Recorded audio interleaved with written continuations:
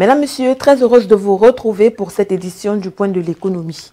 91 millions d'euros, soit environ 60 milliards de francs CFA, c'est le montant que l'Union européenne va mobiliser pour la poursuite de la mise en œuvre des projets infrastructurels au Cameroun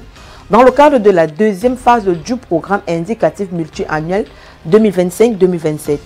L'annonce a été faite le 14 novembre dernier par le ministre de l'économie, de la planification et de l'aménagement du territoire, le MINUPAT, Alamine Ousmane Mey, coordonnateur du partenariat Cameroun-Union européenne et l'ambassadeur, chef de la délégation de l'Union européenne au Cameroun et en Guinée équatoriale, son Excellence Jean-Marc Chataignier, au sorti des travaux de la troisième session du dialogue économique et technique sur le partenariat Cameroun-Union européenne. 4 mois après la ratification par le Cameroun de l'accord de Samoa, signé le 15 novembre 2023 entre l'Union européenne et ses partenaires de l'Organisation des États membres d'Afrique, des Caraïbes et du Pacifique, c'est dans un cadre rénové que les échanges ont porté sur les relations entre l'Union européenne et le Cameroun. Toujours au Cameroun, les éléments de la brigade mobile des douanes de Limbé ont effectué le 15 novembre dernier une saisie à bord d'une camionnette transportant des marchandises diverses de contrebande, y compris des emballages plastiques non biodégradables. La saisie faite aux environs du poste de contrôle de Vauvia a permis de ressortir 260 cartons de boissons énergisantes, 50 cartons de cubes Onga, 50 cartons de malt, 17 cartons de tomates en sachet, 30 cartons de lait hollandais, 5 cartons de savon de toilette, 93 pièces d'emballage plastique non biodégradable.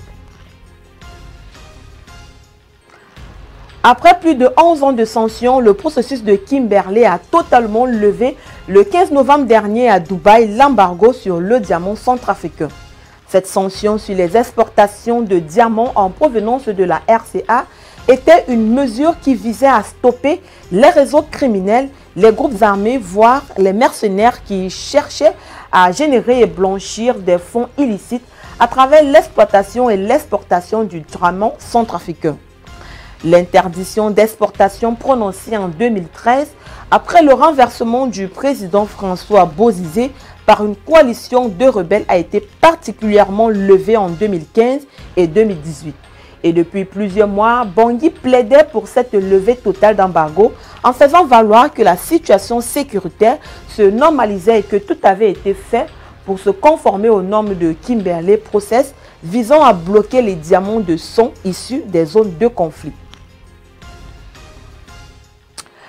Parlons de production cotonnière au Bénin pour dire que le pays ambitionne une production de 640 000 tonnes de coton grain au cours de la campagne cotonnière 2024-2025. Selon le ministre béninois de l'Agriculture, de l'Élevage et de la Pêche, Gaston Darsoui, la production cotonnière du pays a connu une augmentation moyenne annuelle de 139% par rapport à la campagne de référence 2015-2016. Les rendements moyens nationaux sont passés de 877 kg par hectare en 2015-2016 à 1198 kg par hectare en 2024-2025. Le gouvernement a décidé de maintenir le prix d'achat du coton pour la campagne en cours avec un tarif fixé à 300 francs le kilogramme pour le coton conventionnel de premier choix et 250 francs CFA le kilogramme pour le coton deuxième choix, tandis que le coton biologique est valorisé à 360 francs CFA le kilogramme pour le premier choix et 310 francs CFA le kilogramme pour le second choix. Ces mesures visent à encourager la production tout en assurant des revenus stables aux producteurs. Lors du lancement de la campagne de commercialisation du coton grain 2024-2025, l'Association interprofessionnelle du coton a annoncé une avance de 3,49 milliards de francs CFA aux producteurs et 440 millions de francs CFA pour couvrir les frais de marché afin de faciliter la récolte et la commercialisation du coton.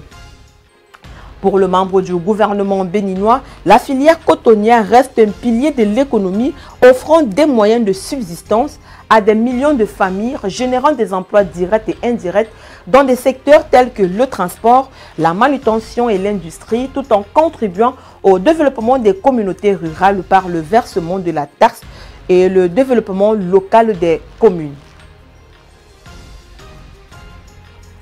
Au Togo, l'ambassade américaine a lancé il y a quelques jours son programme de petite subvention de diplomatie publique pour l'année 2025.